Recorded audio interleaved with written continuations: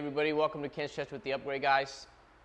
Today we'll be focusing on hip internal rotation. That means that if I look at this leg bone, it rotates this way in towards my body from my hip. If you, like I said, if you have a block or a heavy object or both, we're going to need that. If you don't have a heavy object, you can still use like your bed or your couch. And we're going to start by doing hip cars. We're going to do it from quadruped, which is all fours, but we're going to have a little bit of a different setup today. So if you have a couch or a bed or a wall, you're going to do them along the wall. And normally when we do it from quadruped, we ask you to take your hands outside of shoulder width. That's not going to happen today on the side that's along the wall. You'll place your hands wherever you need to feel stable along the wall, and your knee will have some space from the wall. This hand, though, is going to come up kind of wide. So if you feel like your torso is tilted a little bit, that's okay. We're not too worried about that. I do want you, with this hand, to push the ground away from you and get solid on this knee. So first thing we'll do is we're just going to pick our leg up and just move this around just haphazardly. Now you know how you should adjust to make yourself more secure here. So if you didn't feel great on this knee, bring it in a little bit and then push yourself farther into the wall. If you didn't feel good on that hand, you'll adjust it till you feel a more secure position. Once we're in our secure position, we'll start our hip car. I'm going to demonstrate what one looks like quickly. We're essentially taking this hip through its full range of motion, which will be illustrated by the knee or the leg. And we want to keep everything still while we articulate the hip through these ranges of motion. Being against the wall, if you feel like your hip car is smaller, that's not a bad thing. That's a good thing because we're doing a more honest hip car now. Please just respect what you have. Don't push in any pinchy points. If you ever feel any pinchy points throughout class, simply skip them or bypass that portion of the motion. If I'm asking you to move or lift off during class and you can't make that motion happen, your goal is to simply feel the tissue or the stuff in your body that would make that movement happen and simply be okay with that. So we just respect what you have. We're going to start our hip car now, so I'm going to sniff some air into my stomach. I'm going to keep that tension tight. And I'm going to solidify my body as I bring my knee up towards my chest. You'll follow along now. So when I run out of this motion, I'm going to then swing my leg out to the side like a male dog peeing on a tree. I'm then going to sweep my knee up and back behind me as I make the top of my thigh face the floor. And I'm going to bring my knee in to meet the other knee. I'm then going to push my hip back out as I push my heel towards the ceiling. And I'm going to rock my leg out to you as I make the inside of my thigh face the floor, and I'm going to sweep it back across my chest. That's one. We're going to do three. Knee comes up towards my chest, male dog peeing on a tree, sweep the leg back, high, knee comes to meet the other knee, reverse, leg comes out, I rotate, I swing it back. I'm going to do one more. Up and out, internally rotate, knee comes to meet the other knee. When I push back, I should feel my heel and my butt and my hamstring. And I come out this way, male dog peeing on a tree again, I sweep it back across. Let's switch and do the other side. Let's get yourself set up against the wall. Once you get there, if you've never done it before against the wall, then just check one more time to make sure you've got a good position. Again, you just simply move the other leg around so you can know what type of stability demands you'll need here. Once you're in a good place, push that hand into the floor, away from you. Sniff some air into your stomach. Bring the knee up. Rock it out. Internally rotate as I bring the knee up and back, and I bring the knee to meet the other knee. Push the heel up towards the ceiling. Sweep the knee out. Rotate. I come back across. You'll probably notice that each hip is different. That's very common, so don't worry about that. But it does tell you what you need to focus on more.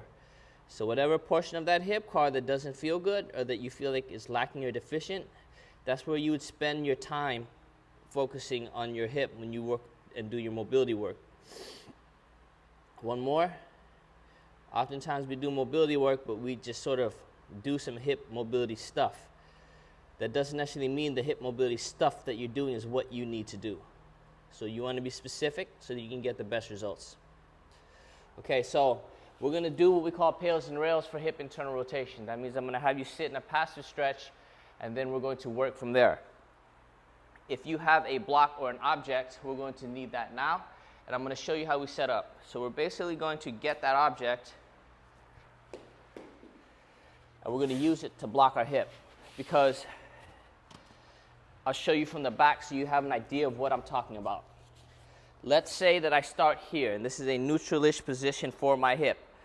As I turn my hip over my leg bone, as I rotate my body out, I start to feel internal rotation of my hip. Right now, my hip is in an extended position. That means it's straight. But if I bring my body down, I'm now in a flexed hip position, so I have like a 90-degree angle here, which I'll show you in a second. And then what we'll do is we're just going to hang out here. Because if I think about the back of my hip, I'm asking that to open. And if I want to increase that, I might drop my body down a little bit lower. So everybody sort of get a setup. Like I said, this could be the part of your couch. It could be your table. It can be anything. And if it's uncomfortable, please put something soft in between there. Like I said, like a block.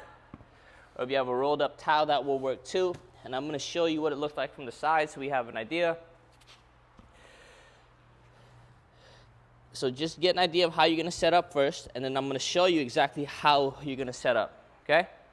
So it'll be something like this.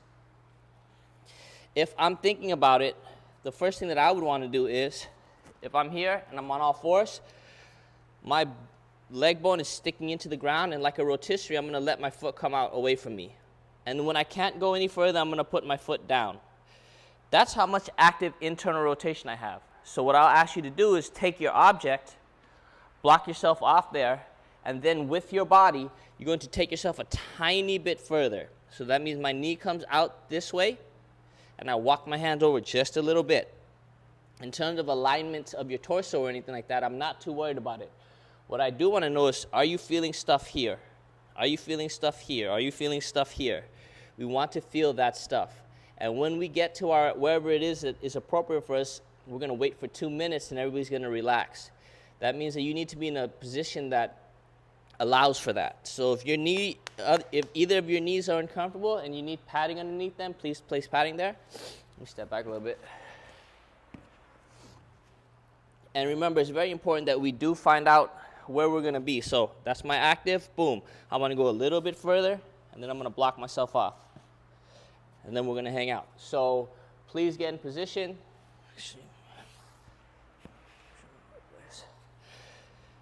Everybody please get in position, and if you can, just resting on your forearms might make it a little bit easier. And everybody get in position. I'm going to ask Rich to start time now. I don't have my watch. Twins took my watch and lost it. You're just fucking up all over the place today. All over the place. Yo, so I came here today. I didn't have my mic. I didn't have my earpiece. Oh, I didn't know where it was either. I got twins. Having twins is hard. I got a wife too. That's hard too. A significant other, I should say. That's hard. I shouldn't say it's not just wives. Just significant other in general. That's hard, ain't it? I know y'all feel me on that one. Oof. So Richard started the time, and right now all I'm thinking about, if you can, I just literally want you to think about breathing into your hip. And try to relax. And whatever position you're in, we just want to keep that. We don't want to lose it. Hopefully your object is pretty heavy, because what we'll do is, nobody moves, everybody stay there, and I'm going to start to talk about what we're going to do. So the first contraction I'll ask for is, I want to spin my leg bone the opposite direction of the motion that we're looking for. Remember that internal rotation is me rotating my leg in towards me. I'm going to look to rotate my leg bone away from me, which means that my foot, or the lower part of my leg, goes into my object, because I'm going to try to create this motion, or rotate it out away from me. So as I do that, this object will stop me as I push into it. And then our second motion, when I call rails or reverse, will be for us to try to take the foot away. If we're in the right place, our foot won't go away. We won't have any motion, but we'll feel like we can engage the stuff that will take us there. You'll feel a lot of this right here by your pocket. And that's those are the two feelings we're looking for. So as you feel your foot going into here, you'll feel yourself contract. You'll feel yourself start to ramp up that tension. Hopefully this object is enough so that it doesn't move, nothing will move. And then Oh, so if you have an object that's not heavy enough, take that back foot and use it as support. For example, if you have a kettlebell that's not very heavy and you start to move it, just bring that other foot over for support to block that object. Or you could also just put that object against something heavier.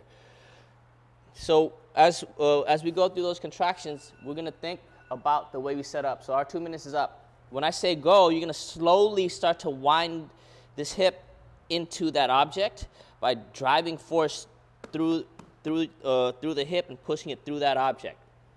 So if everybody's set up, we'll start our Pale's contraction now, which would be us driving our foot into that object using our hip. So remember, we're trying to spin our bone that way. Everybody start to set up, and we're going to go in 3, 2, 1. Start to ramp tension into that object slowly under control at 10, 9. Pretend that each time I hit a number, I take off a number, you go a little harder. 7, 6, 5, 4. You should almost feel like this knee wants to escape, but you won't allow it to. You'll drive it harder into the ground. 3, 2, 1. Now you imagine you take your foot away. You should feel this stuff light up. 10, 9. If you're in the right place, it won't move. 8. If it does move, you readjust your body and set into that new range of motion. 6, 5. This should be lighting up. 4, 3. Go as hard as you're comfortable. 2, 1. Reverse, go back into the object at 10, 9, 8, 7, 6, 5, 4, 3, 2, 1. Slowly go. Now ramp back in the other position. Pull the foot away. 10, 9. Feel this light up. 8, 7, 6. Remember, I care most about sensation. 4, 3. Hold it. 2, 1. Slowly relax. I then want you to bring the other foot to here. So now we're in a half kneeling type position. If you have a foam roller or another object you can use for a balance or a wall for the next part, that'll be great. So when we did that, we were asking for space from what we call the back of the hip. So now that we asked for some of that rotation to occur, we're going to further that adaptation by simply staying in this position where my hip is internally rotated. And I want to push my butt not just back, but back and to the other side a little bit. So I want to do this motion. And then I want to come back up and squeeze my butt. So as I push my butt back and my hip is in this position, I'm asking for more space there. And then I come back. The other foot does whatever you need to help facilitate this. So everybody start to do this now. I come up, I squeeze my butt, I push my butt back and to the other side just a little bit.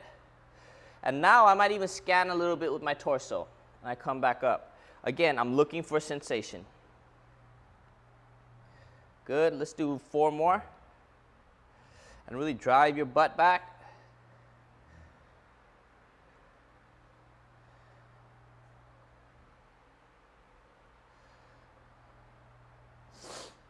One more.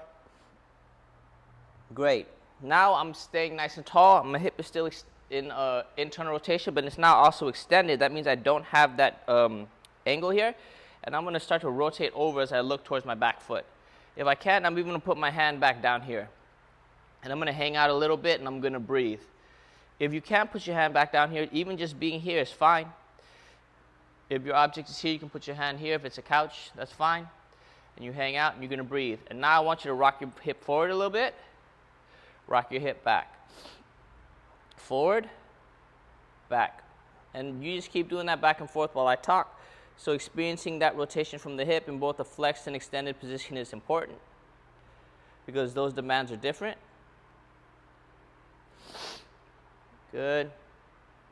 And in this setup, we can sort of access both without coming out of the space that we earned. So we earned some space, and then we're working within that space. Good. Now you don't go anywhere. You're staying nice and tall. Last week, we focused on longer Pale's holds, which means we focus on the tissue that has to stretch.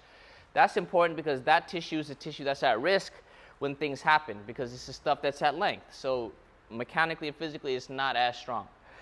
So when we start to do this and we hold these holds for longer, we make that tissue strong when it's on its stretch. And that's a lot of what we want to work on with our mobility. So we're going to make that same motion happen that we had, driving our foot through that block or that object. If your knee is getting tired of being on the floor now and you need to put something underneath it and you didn't before, please do that now because we'll be here for a little bit longer. So everybody's going to be here. Everybody's going to take a nice deep breath. I'm going to sniff some air into my stomach, and I might even rotate my torso over a little bit more. And I'm going to start to drive my foot into that object at 20, 19, 18, 17. If you want to challenge yourself more, come back this way. 16, 15, 14, 13. Go a little harder. Imagine your foot being imprinted into that object behind you. 11, 10, 9, 8, 7, 6, 5, 4, 3, 2, 1. Slowly relax. Take a breath. We're going to go back into it again at 20, 19, 18, 17, 16. Start to ramp harder. 15, 14, even harder. 13, 12, 11. You should be pretty wound up now. Keep going. 10, 9, 8, even harder. 7, find more force. 6, 5, keep going. 4, push even harder now. 3, go as hard as you can and hold it for 2, 1. Slowly, slowly, slowly relax it. Take a breath. Now we're going to do that from this position. So the other knee comes back down. I'm still here, and I'm going to do the same thing for another 20 seconds. Ready, and go. 20, 19, imagine your foot moving over.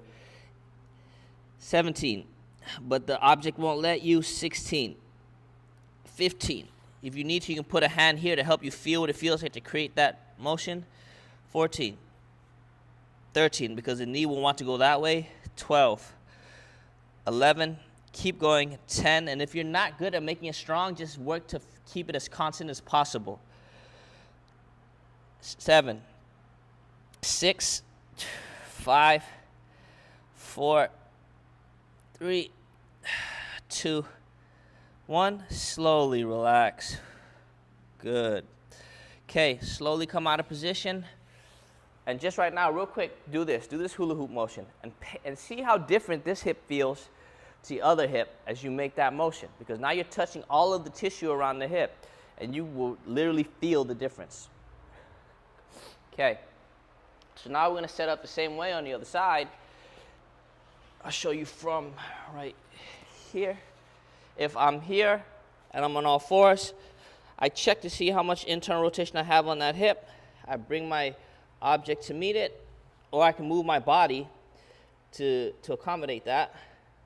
Once I know where I need to be, I'm going to come down, I'm going to hang out. I'm going to ask Rich to start the time again. And we're hanging out. And we're feeling the sensations in our hip. If I feel like, remember, wherever you were, you should go about 15 degrees more. Wind it up. Everybody's just going to hang out and breathe. We always talk about having a string around our rib cage or about this area. If you have a string there and you start to breathe into it, and I want to expand the string in all directions at the same time. When I exhale, I pretend like that string comes back together. And any uncomfortable sensations that I feel in my hip, I just try to literally breathe into that area. Try to make the breaths nice and long, and as if you're breathing down and out when you inhale.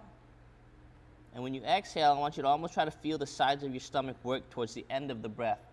Think about kind of blowing out through a straw. You can also do a count. For example, we can count inhale at 4, 3, 2, 1.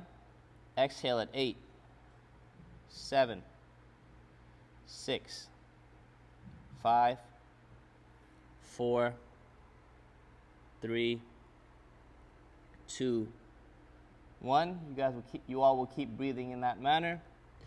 And if you're wondering why rotation of the hip is important, it's because it's the thing that gives us space to do the other motions. And just for example, like if you're squatting, you need a bunch of space back here when you go down.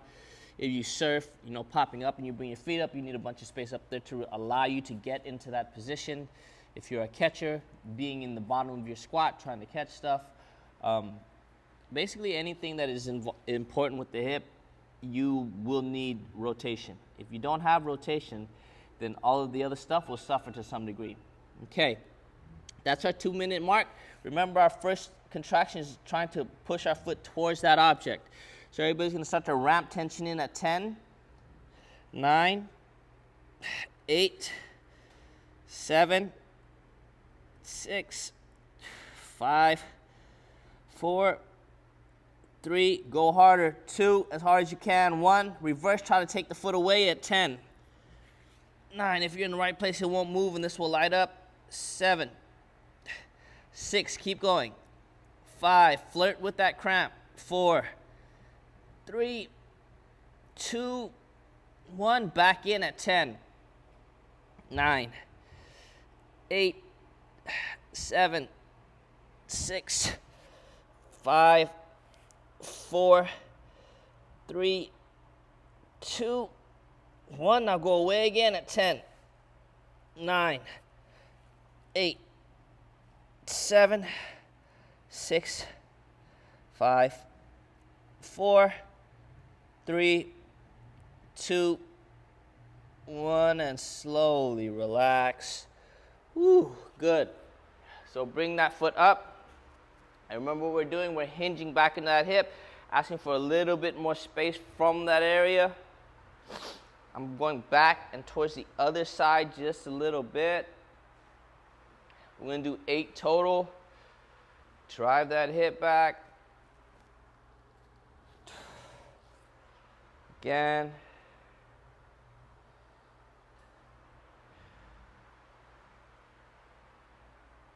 Four more. Remember, almost pretend like you're sitting back. For example, I'm sort of sitting back into that kettlebell. And right when you start to feel this, you can go a little farther. Don't be surprised if you feel on this hip too as you do it now. One more. Let's do one more. Good. And also if you were, let's say that you were doing this on your own and you were already here, you can absolutely start to do that hula hoop motion with this one hip. And you're going to touch how the fibers are on that hip while you keep this in internal rotation. Okay, so now we're nice and tall and we're going to do those long pales contractions, which means I'm driving my foot through that thing. Again, if it's appropriate for you and want to reach back and touch that object, that's great. If not, just being anywhere where you feel secure and having something to rest on is fine, as long as remember that this hip is in some of that rotation and we're going to work from there. So we're going to be here. We'll start to push that foot through the object at 20, 19, 18. And if you don't feel good controlling this, just because it's a skill that you sometimes have to develop, 14. So don't be discouraged. 13. Spend your time trying to feel the stuff that would take you there. 12, 11, 10. And because that stuff is at stretch, 9. We're not used to using it there. 8. In this manner. 7, 6, 5, 4. Keep going. 3, 2, 1. Slowly, slowly, slowly relax. Take a breath. Do it again. Go. 20, 19. And if all else fails, just think about pushing that foot into the object hard. 16, 15, 14, 13, 12. Spending time here and creating force period will benefit you. 11. And the better you get at it, the more specific you can be. 10, 9, 8. Go harder. 7, 6. Find as much force as you can find. 4, 3. Bury that foot into the object. 2, 1. Slowly relax. Woo. Coming down to all fours now. So we're in the same position we were working before. I'm finding my appropriate place, and I'm going to do another 20-second pales contraction into that object. We're going to begin now at 20, 19, 18, 17, 16. You can even imagine that thing is moving and you don't want it to move. 14, like the object is trying to go that way. 13, and you're trying to block it. 12, 11, 10, 9, 8, 7, 6, 5, 4, 3, 2, 1. Whew, good. Slowly relax. Great. So everybody go ahead and come out of that now, nice and slow. We're going to go, so that was what we call the progressive side, which means the stuff that was stretching. We're now going to work on the stuff that pulls you into the motion a little bit.